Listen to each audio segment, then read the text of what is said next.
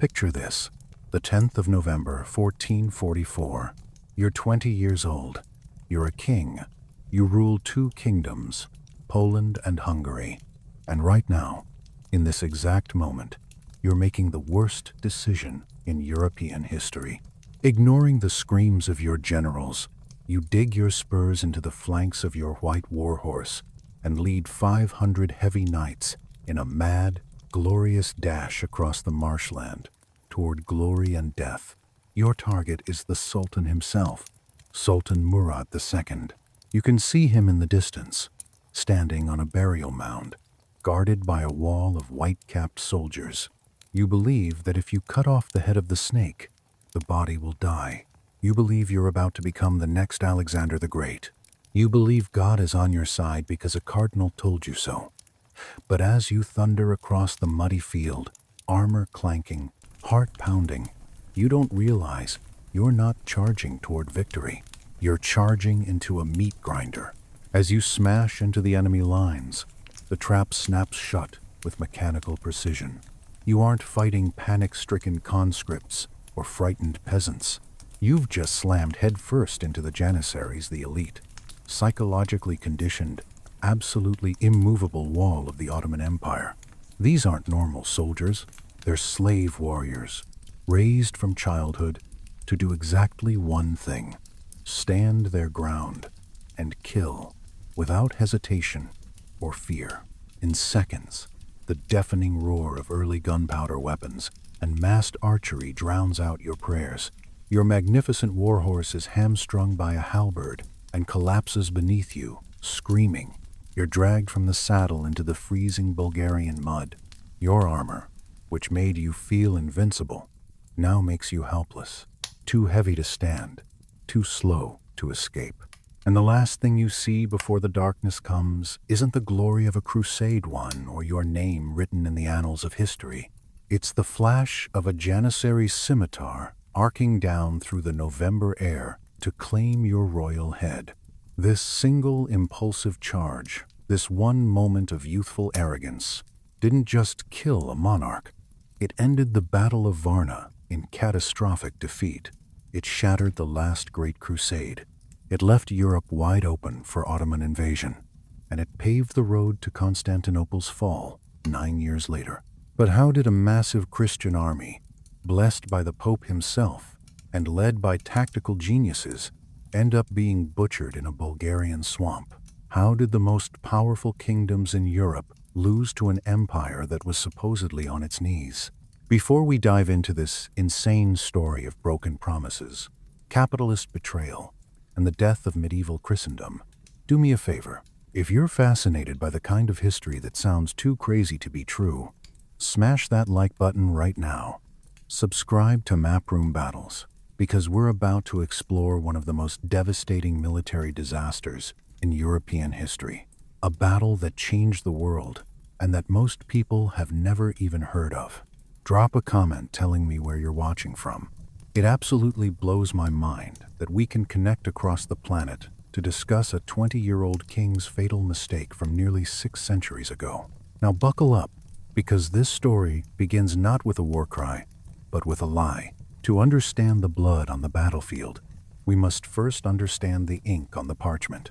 We need to rewind the clock just a few months, to a moment when the world looked very different, when peace seemed possible, and Europe dared to breathe. The year 1444 began not with trumpets of war, but with sighs of exhausted relief across Christendom. Europe was absolutely tired. For decades, the kingdoms of the Christian world had been locked in a losing struggle against the rapid, terrifying rise of the Ottoman Empire. The Ottomans weren't just another enemy raiding your borders. They were a force of nature, a highly organized, gunpowder-fueled military machine that had been systematically swallowing the Balkans, piece by piece, fortress by fortress, kingdom by kingdom. The Kingdom of Hungary stood as the last real shield protecting Central Europe from this Islamic juggernaut. But that shield was cracking under relentless pressure, splintering at the edges, ready to shatter completely. However, in the summer of 1444, something miraculous happened, something nobody expected.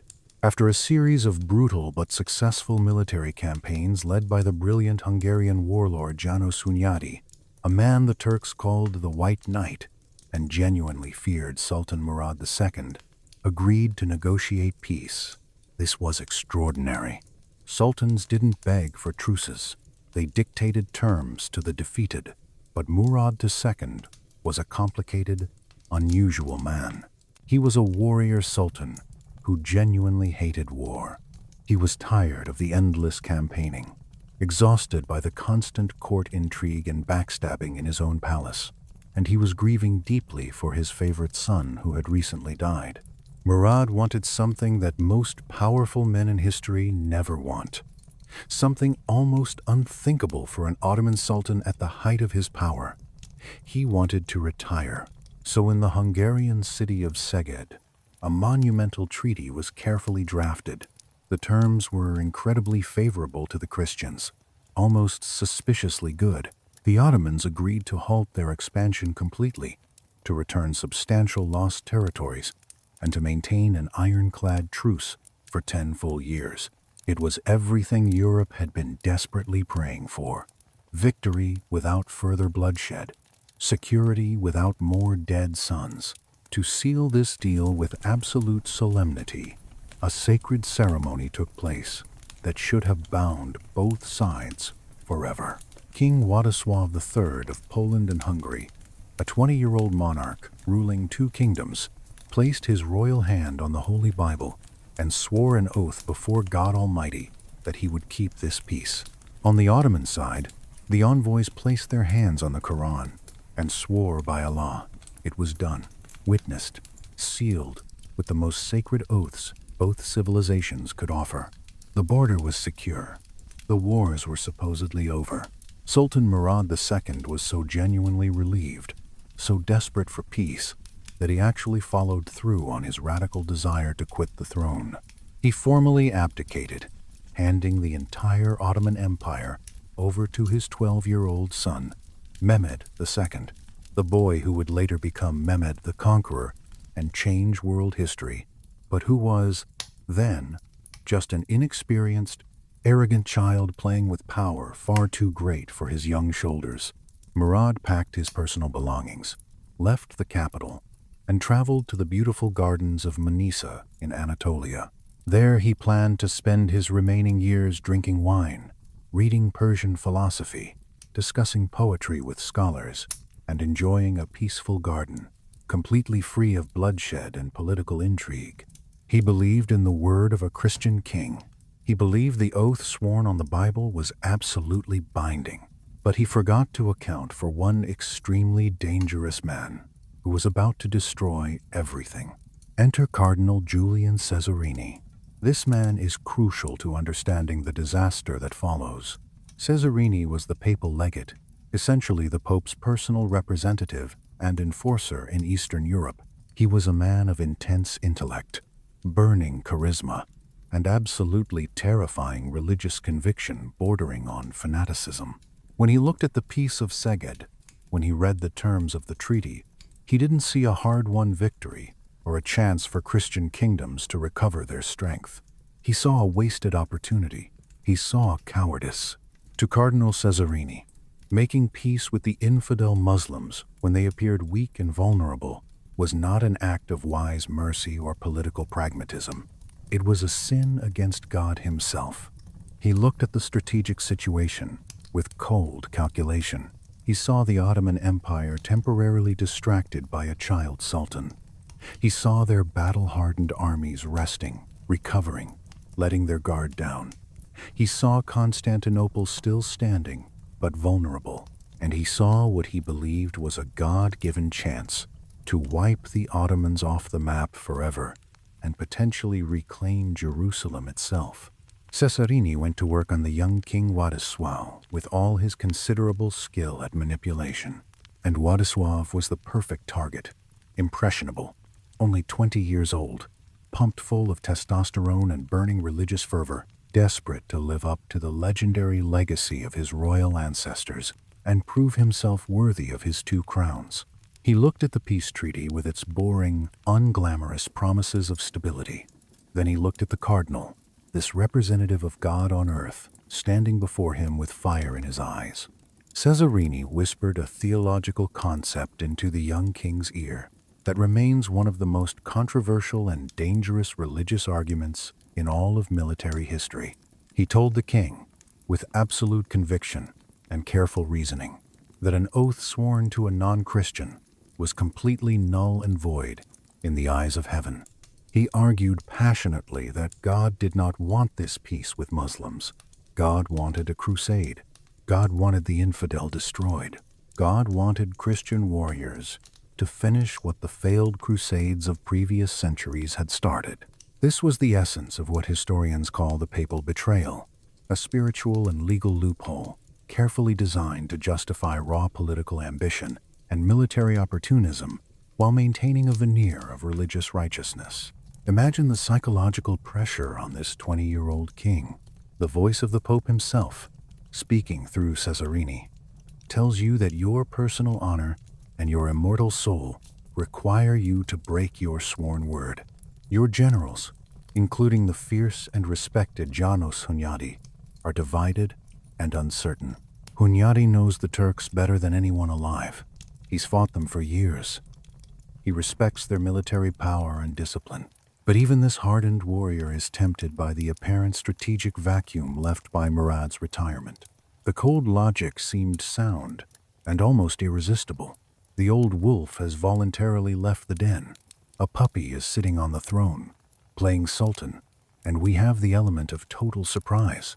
So just days after solemnly swearing on the Holy Gospel to keep the peace, King Władysław made his decision. He tore up the treaty. He declared the sacred truce completely invalid. The messengers were immediately sent out across the kingdoms. The war banners were raised in castle courtyards. The orders were given to mobilize armies and march south toward Ottoman territory. It was a decision made in a comfortable stone room in Hungary, far from the mud and the blood and the screaming reality of actual warfare. The king and his advisors thought they were marching toward an easy, glorious victory against a leaderless, unprepared empire. They thought they were God's chosen warriors, fulfilling divine will. They had absolutely no idea that their broken oath would trigger a chain reaction that would bring the old wolf roaring back from his peaceful retirement with fury in his heart. They didn't know that by marching south across the Danube River and leaving the safety of their own borders, they were not walking confidently into a triumph, but stumbling blindly into a carefully closing trap that would squeeze them against the Black Sea with nowhere to run.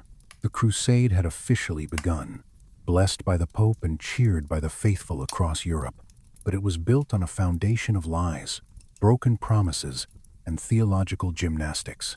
And as the Christian army crossed the Danube River, leaving the relative safety of Hungarian territory behind, and entering the hostile Balkans, an invisible clock started ticking down to Varna. The die was cast by the hand of an idealistic boy king, but the players hadn't yet realized that the game was already rigged against them. While the kings and cardinals of Europe were congratulating themselves on their clever deception and praying for God's blessing, a very different and far more ominous scene was unfolding 300 miles away in the peaceful gardens of Manisa in Anatolia. Here we find the man they were so eager to destroy and had dismissed as irrelevant, Sultan Murad II. But this was not the terrifying warlord depicted in European propaganda posters and fever dreams. This was a man who had voluntarily traded his battle armor for comfortable silk robes. He was spending his days discussing Persian poetry with scholars, tending to his flower gardens with genuine interest, watching the seasons change, and trying desperately to forget the crushing weight of the crown he had just given away. For Murad, the peace of Szeged wasn't a temporary tactical pause or a trick to buy time. It was the genuine end of his military career.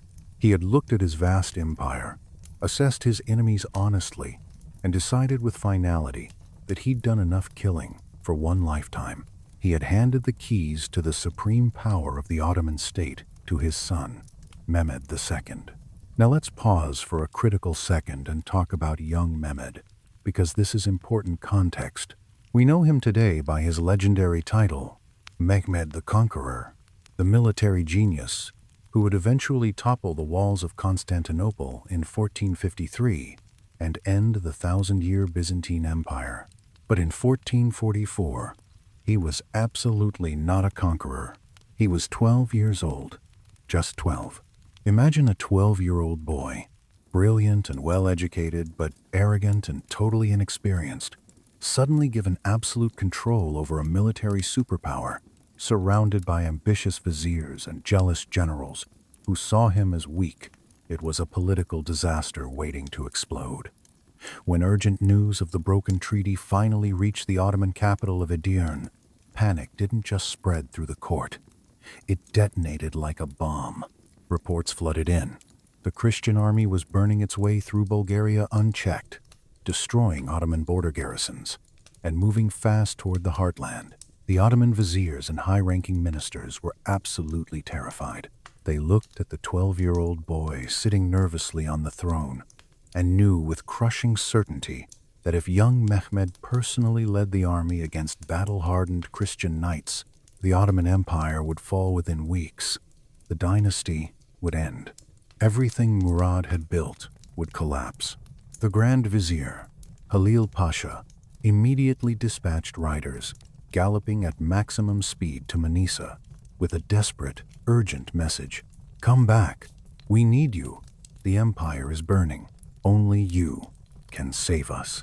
But here's the incredible twist that shows Murad's complex character. Murad initially refused. He sent back a firm reply. "No, I am retired. I swore an oath to leave the throne, and I will not break my word. The defense of the realm is now my son's responsibility and problem. I will not return." It was an extraordinary moment of principled stubbornness and faith in his own oath.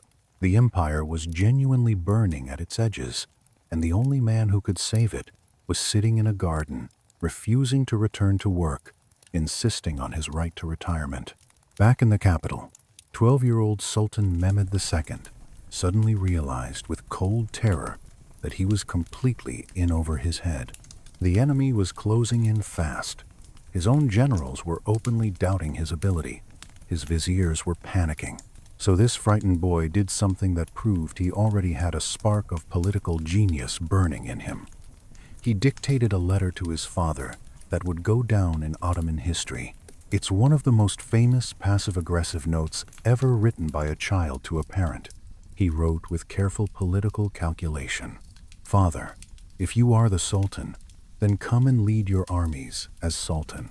If I am the Sultan, then I hereby order you as your Sultan to come and lead my armies."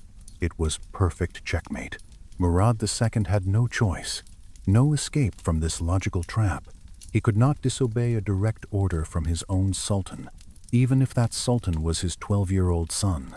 With a heavy heart mixed with burning rage at being forced from retirement, Murad put down his wine cup and poetry books. He picked up his sword. He called for his armor. The old wolf was returning to war. But his anger wasn't just about being dragged back to work and losing his peaceful retirement. It was about the betrayal of trust. Murad was absolutely furious that the Hungarian king had placed his hand on the Bible, sworn before the Christian God, and then spat on that oath within days. As Murad gathered his formidable forces in Anatolia, calling in troops from across the empire, he did something unprecedented in Ottoman military history. He didn't just rally the troops with standard promises of plunder, glory, and paradise for the faithful. He rallied them with physical evidence of Christian treachery. He took the actual broken piece of Szeged Treaty, the piece of paper, with King Władysław's royal signature and seal, and he reportedly pinned it to a military standard or carried it with him personally, intending to hold it up dramatically to the heavens on the battlefield itself. He wanted God, Jesus, Allah, and anyone else watching from heaven to see exactly and clearly who the real oathbreakers and liars were in this conflict. But there was still one massive, apparently insurmountable problem standing between Murad and his revenge. To physically reach the Christians and their invasion force, Murad had to cross the Bosphorus Strait, moving his entire army from Asia to Europe. And the Christians knew this geographical fact perfectly well. That was actually the entire point of their invasion plan and timing. The Papal fleet and the powerful Venetian navy were patrolling the strategic waters day and night, forming what they believed was an absolutely impenetrable naval blockade.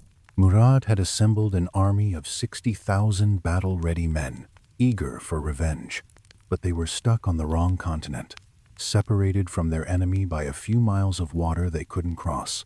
The crusade seemed completely safe. The trap was supposed to be perfect. The Christians were counting on geography to protect them. However, the Crusaders had made one classic, fatal mistake in their strategic planning. They assumed everyone else involved in this conflict was as pious and ideologically committed as they were. They forgot that in the 15th century, gold was often a more powerful religion than Christianity or Islam, and waiting quietly in the shadows of this holy war, watching for opportunity, were the Genoese merchants' eternal rivals of Venice, opportunistic middlemen, and very, very greedy. So the situation was this: a retired sultan, absolutely furious at being dragged back to war, and an army of 60,000 hardened Ottoman soldiers stuck on the Asian side of the Bosphorus Strait, desperately needing to get to Europe. Standing between them and the European Crusaders was a strategic stretch of water supposedly controlled by the Papal and Venetian fleets. In the minds of King Władysław and his supreme commander Janos Hunyadi, the war was essentially already half won, because the enemy physically couldn't reach them. They believed the Venetian wall on the water was completely impenetrable, but history has a darkly funny way of punishing those who rely too much on walls and geographical barriers. While the Venetian admirals were busy collecting their pay from the Pope, arguing about patrol routes, and congratulating themselves on their piety, a different group of Italian Christians saw not a religious conflict, but a pure business opportunity worth exploiting. The Genoese, who were eternal commercial and political rivals of Venice, quietly approached the desperate Sultan Murad with a proposition. They didn't care about the crusade. They didn't care about the Pope's blessing. They didn't care about defending Christendom or the fate of Constantinople. They cared exclusively about gold. A deal was struck in secret that makes modern arms dealers and war profiteers look like ethical saints by comparison. For the price of exactly 1 gold ducat per soldier, a standard going rate for ferry services, the Genoese merchants agreed to transport the entire 60,000-man Ottoman army across the strait using their merchant ships. It's a scene of absolutely suffocating irony. Imagine Crusader spies watching from the cliffs overlooking the Bosphorus, expecting to see their Venetian allies heroically sinking Ottoman transport vessels and defending Christian Europe. Instead, they watched in growing horror as Genoese ships flying the flag and cross of Christ worked day and night in systematic shifts to shuttle 60,000 Muslim soldiers onto European soil, ferry load after ferry load. It's estimated that Sultan Murad paid over 40,000 gold ducats for this service, an astronomical sum that would be millions in modern currency. The Genoese captains became instantly wealthy from this single transaction. The irony is so thick you could cut it with a scimitar. The last great crusade was doomed not by superior enemy tactics, brilliant Ottoman strategy, or military weakness. It was doomed by Christian capitalism and the eternal truth that money talks louder than papal bulls. The papal betrayal of the oath wasn't just political and theological, it was grimly financial. Once across the strait and safely on European soil, Murad didn't waste a single second savoring his victory. He immediately force-marched his massive army at absolutely breakneck speed toward Varna, covering distances that should have taken weeks in just days. His soldiers were motivated by fury, religious righteousness, and the promise of revenge. Meanwhile, The Crusader army was moving through Bulgaria at a leisurely, almost tourist-like pace. They were behaving like a victory parade, not an invasion force facing a desperate enemy. They were besieging small border forts that barely resisted, accepting the surrender of local Ottoman garrisons, and collecting plunder as if this were a summer military exercise. They had no idea that death was racing toward them from behind. Leading this dangerously overconfident parade was János Hunyadi, and we absolutely need to respect this man before we watch him fail. He wasn't a fool or an incompetent commander. He was a legitimate military genius, known throughout Europe and the Ottoman Empire as the White Knight. Hunyadi had spent his entire adult life fighting the Turks. He had invented specific tactics designed to counter Ottoman cavalry charges. He knew how to use heavy fortified wagons to break their attacks.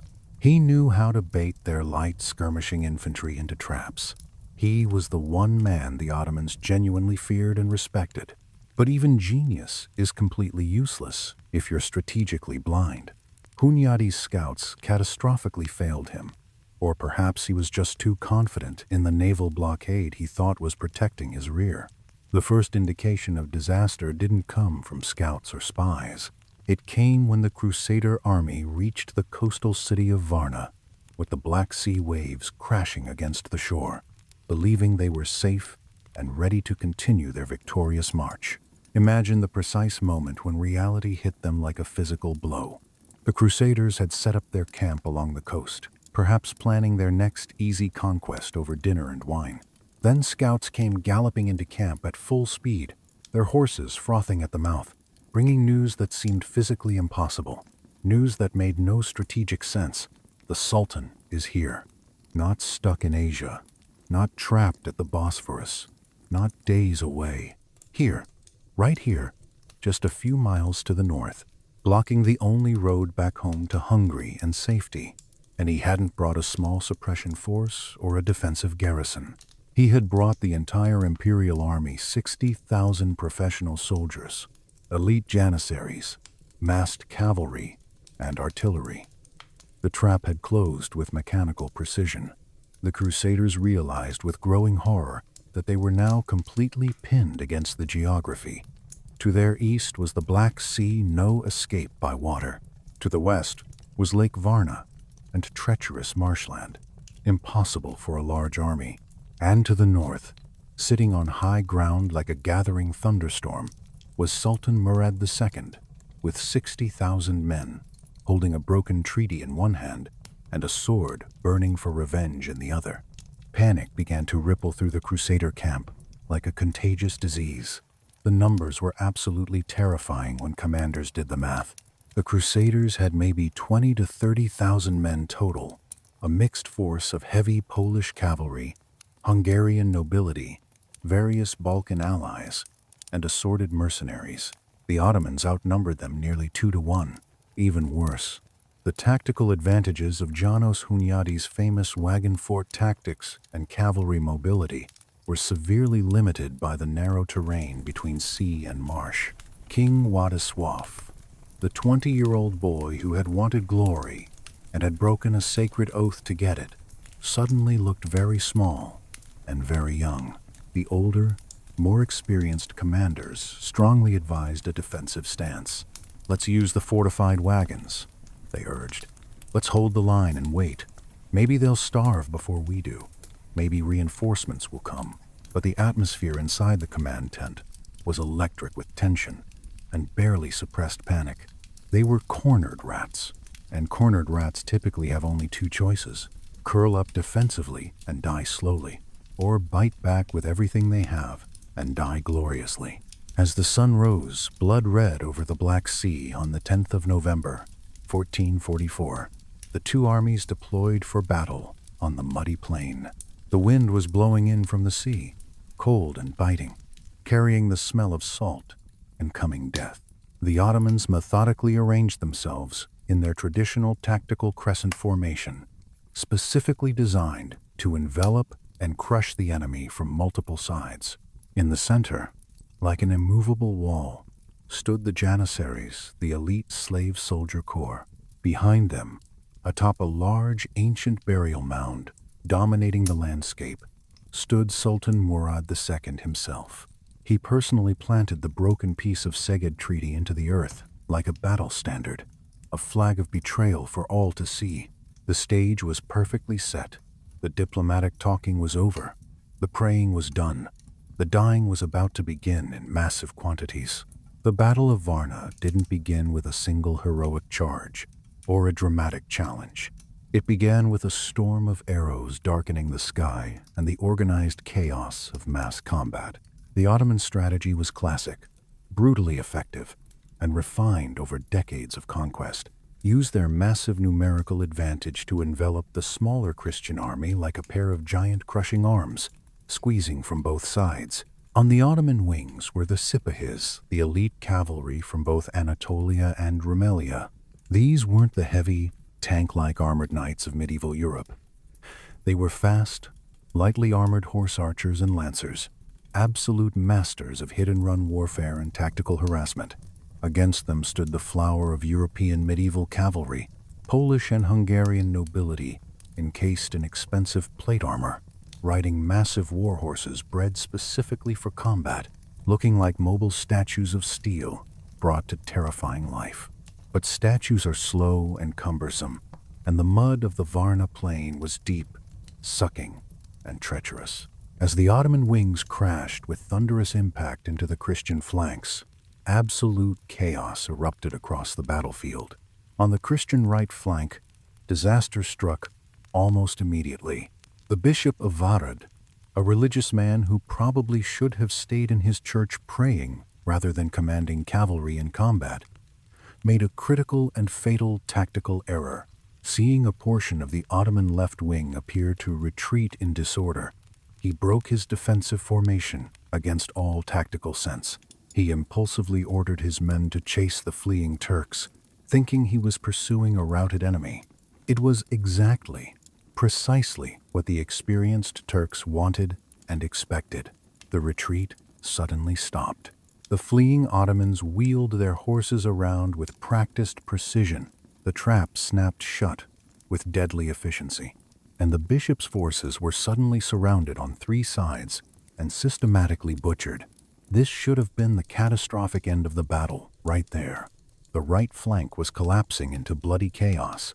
Panic was spreading like wildfire through the Christian ranks. But the Crusaders had one ace up their sleeve that the Ottomans hadn't fully accounted for: János Hunyadi. This is where we witness the true tactical brilliance of János Hunyadi in action. He was literally everywhere at once on that chaotic battlefield, like a force of nature. Understanding that King Władysław was young and completely inexperienced in actual combat command, Hunyadi had essentially told him before the battle, "Stay in the center with your bodyguard. Do not move until I personally say so. I will manage this battle. Trust me." Leaving the king and his 500 elite royal bodyguards in the center as a strategic reserve, Hunyadi personally galloped to the collapsing right flank to salvage the disaster. What followed was an absolute masterclass in heavy cavalry warfare that military historians still study today. Hunyadi slammed into the Ottoman flank with such overwhelming ferocity and tactical precision that he didn't just stop their advance, he completely shattered them. He rescued the scattered survivors of the bishop's catastrophic blunder, reformed them into fighting units, and drove the entire Ottoman Rumelian cavalry back into the distant hills in disorder. Then, without even pausing to catch his breath or tend to his wounded, he realized through battlefield awareness that the left flank was also in serious trouble. He wheeled his exhausted men around, galloped at full speed across the entire length of the battlefield, an incredible feat of horsemanship and endurance, and smashed into the Ottoman Anatolian cavalry, attacking the other side with renewed fury. It was superhuman performance. In the span of just a few hours of intense combat, Hunyadi had personally fought on both extreme sides of the battlefield, routing both wings of the massive Ottoman army and saving the crusade from total tactical encirclement and destruction. The 60,000-strong Ottoman force was reeling in confusion. Their cavalry wings were fleeing in complete disorder. Their morale was visibly broken. The battlefield momentum had completely reversed. From the elevated vantage point of King Władysław, watching safely from the center with his pristine guard, it looked like an absolute miracle from God. The sea of enemy turbans was parting like the Red Sea before Moses. The Turkish soldiers were running. The road to the Sultan himself, standing apparently alone and exposed on his burial mound, with just his Janissary guard, seemed wide open and inviting. Sultan Murad II saw this disaster developing too. Ottoman chroniclers tell us that in this critical moment, the Sultan was genuinely terrified for perhaps the first time in his military career. He actually turned his horse to flee the battlefield, thinking the battle was completely lost and he needed to escape to fight another day. But a veteran Janissary officer, loyal to the death, grabbed the reins of the Sultan's horse and physically forced him to stay in place. "You cannot abandon us now," he reportedly shouted directly at his Sultan. "Stand and we stand with you." The Sultan stayed, frozen in place by shame and duty, guarded by the Janissary Corps, the last thin line of defense between the crusading army and total Ottoman collapse. Hunyadi returned to the king's position covered in blood, mud, and glory. His armor was dented, his sword was notched from combat, but he was triumphant, and the battle seemed won. His orders to the young king were crystal clear, simple, and absolutely wise, based on decades of fighting experience. "Your Majesty, we have won the flanks decisively. Now we wait here and hold our position.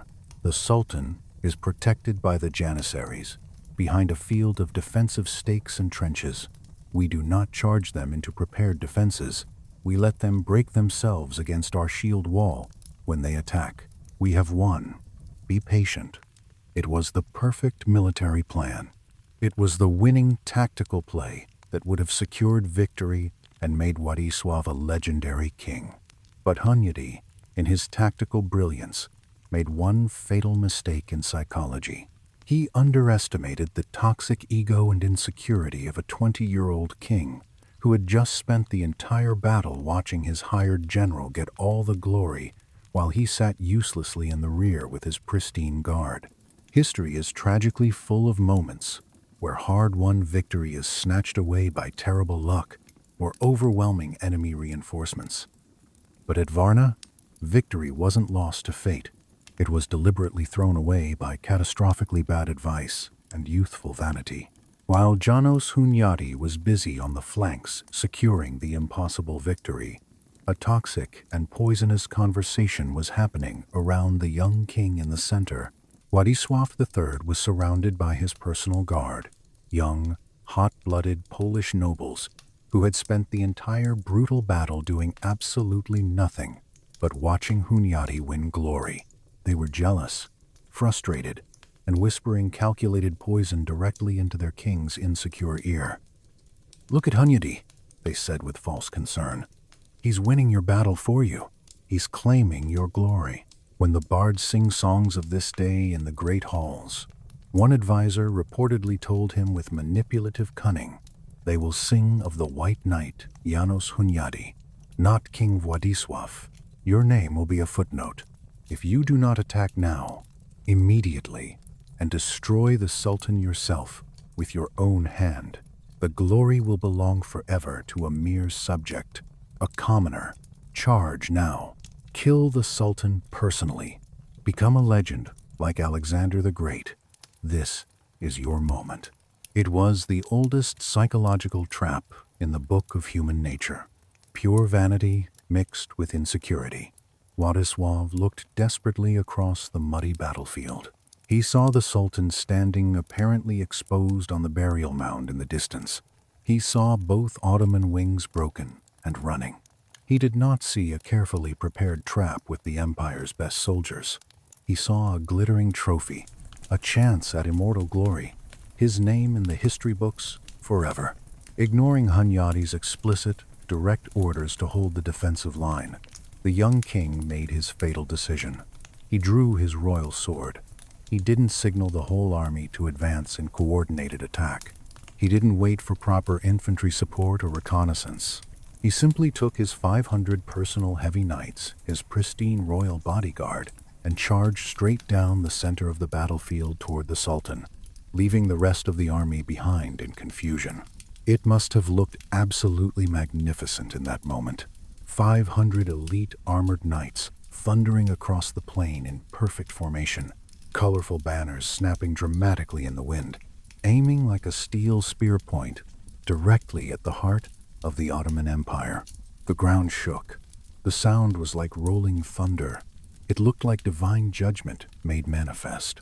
But as they got closer, covering the ground at terrifying speed, they realized with growing horror why the Sultan hadn't run away and why Hunyadi had warned them not to charge. He wasn't unprotected. He wasn't a helpless target. He was standing behind the Janissary Corps, and this was absolutely not a normal infantry unit you could simply ride down. The Janissaries were elite slave soldiers, taken as boys from Christian families, converted to Islam, and raised from childhood in brutal training camps to do exactly one thing with perfect discipline: kill without hesitation, fear, or mercy. They wore distinctive white caps and long robes that marked them as the Sultan's personal guard.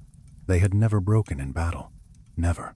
As the magnificent Polish knights charged forward at full gallop, the Janissaries didn't panic like normal soldiers. They didn't waver. They didn't break formation and run. They stood in absolute eerie silence, a solid wall of white cloth against the dark mud, waiting with professional patience for the enemy to come into killing range. When the charging knights finally came within effective range, the unnatural silence was suddenly and violently shattered by organized chaos. The Janissaries weren't just armed with traditional spears and swords. They were early adopters of gunpowder warfare and massed firepower tactics. Coordinated volleys of arrows and early matchlock arquebus. Fire tore brutally into the horses at point-blank range. The sound was deafening. Horses screamed and collapsed. Knights tumbled from their saddles. The magnificent charge crashed with sickening impact into a defensive ditch. The Janissaries had carefully dug a detail the king couldn't possibly see from his distant vantage point. The charge lost all its devastating momentum in seconds. It immediately turned from glorious assault into confused slaughter. The knights were systematically pulled from their fallen horses and hacked to pieces with halberds, scimitars, and axes. But young Władysław, fueled by pure adrenaline, desperation, and the insane courage of youth, actually managed to break through the first defensive line. For one split second, one impossible moment, he was close enough to see Sultan Murad II's face clearly. He was within striking distance of changing all of world history with a single sword thrust. But then reality caught up with glory. His magnificent white warhorse was struck by multiple weapons and collapsed beneath him. The King of Poland and Hungary fell heavily into the freezing November mud. Before he could struggle to his feet, weighed down by his heavy armor, a veteran Janissary warrior named Koja Hussar rushed forward with practiced efficiency. There was no formal duel. There was no chivalrous exchange of last words or dramatic speeches. Hussar simply swung his curved scimitar with professional precision and cut off the young king's head in one clean stroke. The effect on the battlefield was instant and absolutely catastrophic. Hussar immediately hoisted the severed royal head onto the tip of a silver pike and lifted it high into the air, where thousands could see it clearly. He shouted with tremendous voice to the wavering, confused Ottoman troops across the battlefield, "Behold, the head of your enemy. The Christian king is dead. Allah has given us victory." In 1 second, everything flipped. The sight of their king's head mounted on an enemy pike shattered the Crusader army's spirit and cohesion instantly and completely. The Polish knights who'd followed their king screamed in absolute horror and fled in all directions. The Hungarian defensive lines wavered and then collapsed. The careful formations dissolved into panic. János Hunyadi, returning exhausted from the flank to see what the commotion was about, reportedly stared in utter disbelief at the disaster. His perfect victory had been thrown away. He shouted one final tragic order to any men who could still hear him over the chaos. "The king is dead. We fight now only for our lives. Save yourselves. Retreat." The Battle of Varna, 1444, was effectively over. It had gone from a tactical masterpiece and certain victory to total catastrophe in less than 20 minutes. The sun was setting over the Black Sea, painting everything blood red, and the massacre was just beginning. When a medieval army breaks in panic, it doesn't just stop fighting in an orderly fashion. It ceases to be an army at all. It becomes a terrified stampede of desperate animals. As the sun dipped below the horizon on that cursed November day, the chaotic retreat, or more accurately, the rout of the Crusaders, began in earnest. But remember the geographic trap we discussed? The Black Sea to the east, the marshland to the south and west, and the vengeful enemy to the north. There was literally nowhere to run. The Battle of Varna didn't end with a final sword clash or a negotiated surrender. It ended with a hunt, a systematic, merciless hunt of fleeing men through freezing swamps. As panic spread like plague, thousands of Christian soldiers, men who had marched hundreds of miles from their homes, with dreams of liberating Jerusalem and earning glory, found themselves desperately trying to escape through the freezing, treacherous mud of the Bulgarian wetlands in the darkness. The heavy plate armor that had made them feel invincible during the charge that had protected them from arrows and sword cuts now became their individual metal coffins.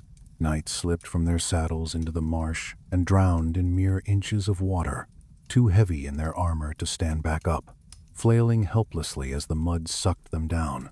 The Ottoman light cavalry, the Sipahis who had been battered and scattered earlier in the day, now returned with cruel vengeance. They didn't need to fight formation battles anymore or engage in tactical maneuvers. They simply rode down the stragglers with systematic efficiency, cutting down exhausted men who could barely lift their weapons. The night air was filled with the screams of dying men being cut down from behind, the desperate prayers of those trying to hide in the reeds, and the victory cries of Turkish soldiers taking revenge for their earlier defeats. In the center of this apocalypse was János Hunyadi, and his mind had completely shifted from thoughts of victory to pure survival. He knew with crystal clarity that if he died here in this swamp, Hungary would be completely defenseless against Ottoman invasion. The shield of Christendom would shatter. Gathering a small, desperate group of survivors who could still fight and ride, he fought his way out of the tightening encirclement with incredible skill and determination. It was a harrowing, desperate escape through enemy lines.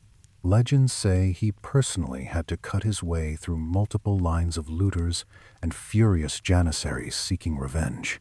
He barely made it to the Danube River, leaving behind the smoking destruction of his entire life's work.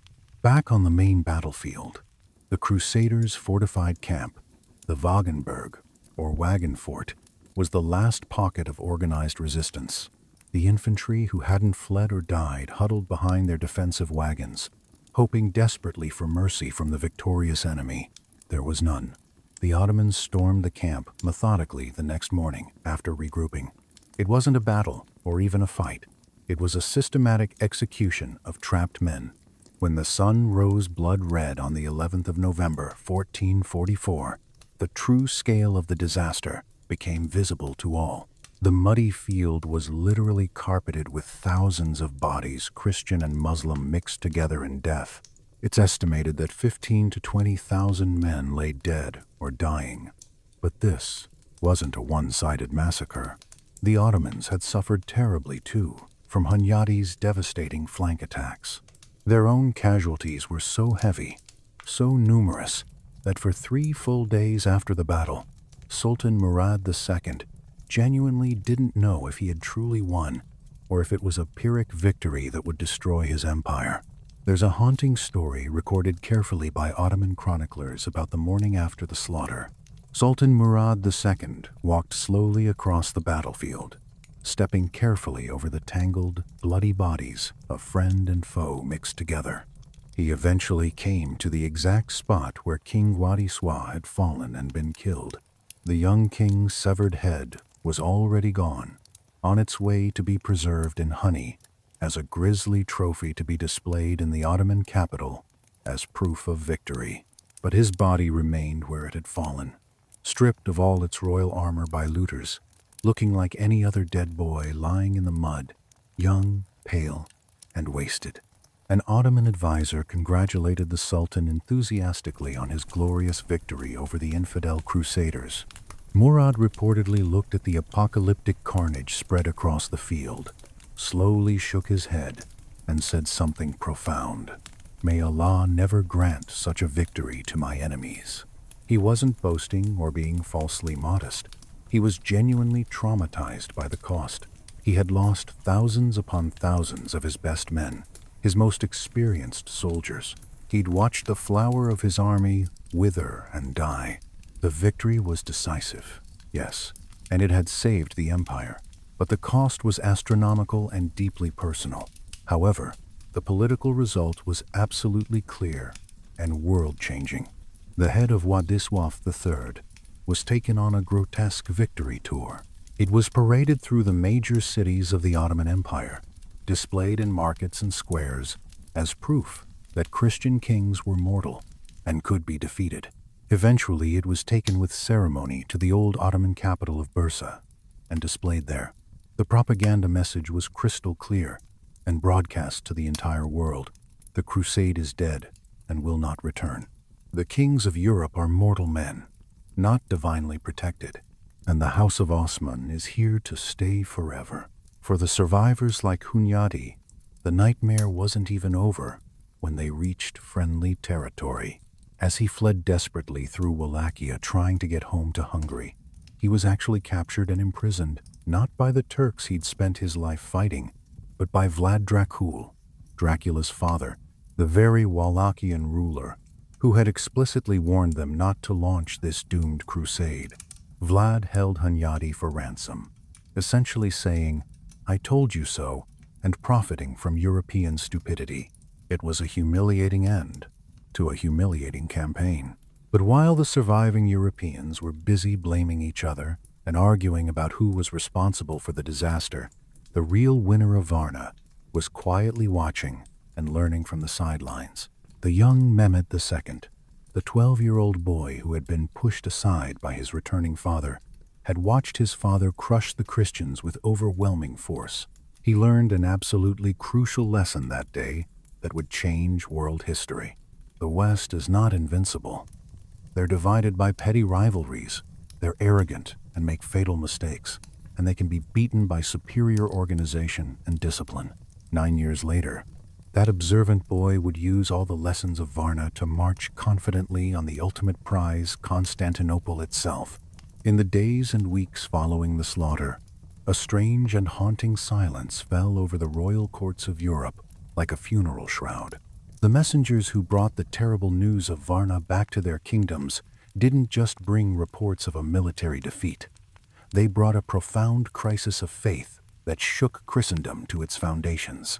How could God possibly allow a crusade blessed by the Pope himself and led by a pious Christian king to be so completely annihilated by the infidel?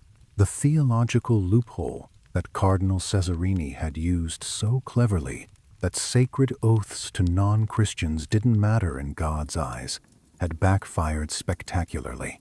It seemed God did care very much about oaths and promises, and he had delivered a terrible, unmistakable verdict written in Christian blood. But amidst the grief and theological crisis, a bizarre rumor began to spread through Hungary and Poland.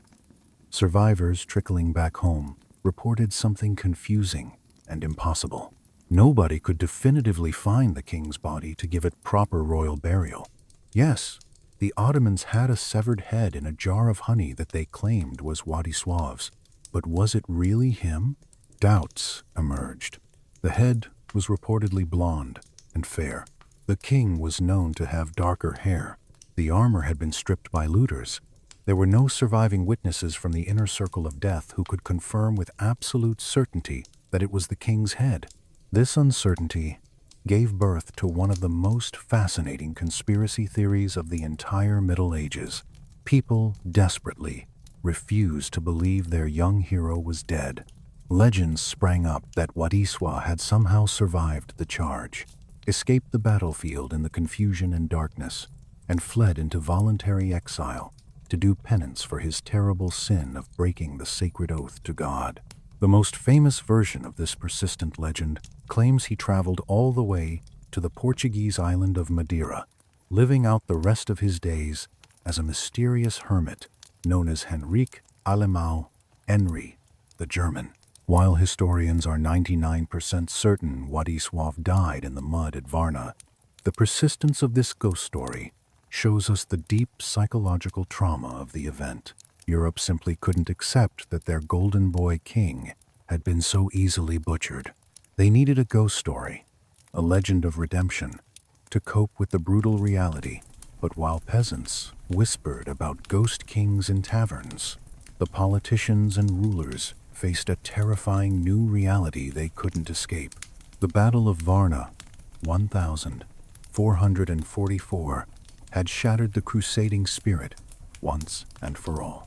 Before Varna, there was always hope that if things got bad enough, the Pope could issue a call, and the great kings of France, England, Germany, and Poland would unite their armies to save Christendom. Varna killed that hope forever. When the Pope tried desperately to call for a new crusade to avenge Varna and stop Ottoman expansion, the response from European monarchs was deafening silence. France was busy fighting England in the 100 Years' War. Germany was fragmented into squabbling principalities. Poland was plunged into political chaos because their king was dead or missing. And Hungary, the shield of Christendom, was battered, bleeding, and nearly broken. This political paralysis was absolutely fatal for one city in particular, Constantinople. For centuries, the Byzantine emperors, ruling from Constantinople, had played an incredibly dangerous diplomatic game. They used the perpetual threat of a Western crusade as a bargaining chip to keep the Ottoman sultans at bay. They would warn the Turks, "If you attack us, our brothers in the West will come with massive armies and destroy you." Varna exposed this as an empty bluff. The West had come with its best army, blessed by God himself, and the West had been utterly destroyed. The Ottoman sultans now knew with absolute certainty that Europe was a paper tiger.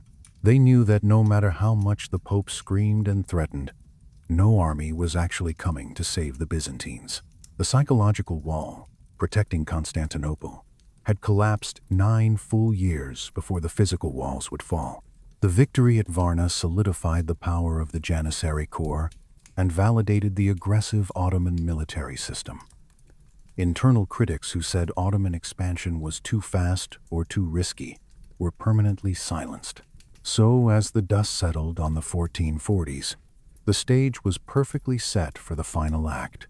When Murad II finally died in 1451, Europe foolishly celebrated, thinking the danger was over. They looked at 19-year-old Mehmed II and saw the same incompetent boy from 1444.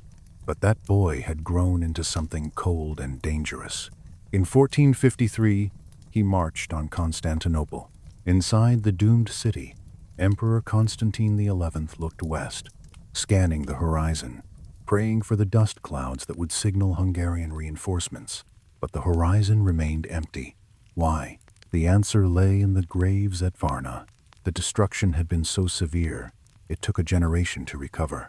No one wanted to risk another king on a gamble. Constantinople fell on the 29th of May, 1453. The ghost of Varna haunted those walls. When the city finally fell, it was the final domino started by a broken oath. Cardinal Cesarini, who started it all, died fleeing, some say killed by his own men, but Hunyadi got his redemption. In 1456, He defeated Mehmed at Belgrade, wounding the invincible conqueror and stopping Ottoman advance for 70 years. Weeks later, plague killed him, but his legacy lives on. When you hear church bells at noon in Europe, that's the noon bell, a 500-year echo honoring Hunyadi's victory. History teaches us that destiny is fragile.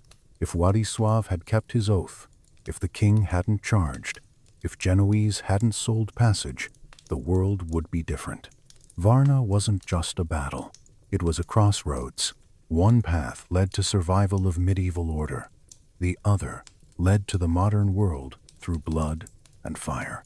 The tragedy teaches us that courage without wisdom is suicide, and integrity isn't a moral luxury, it's geopolitical necessity.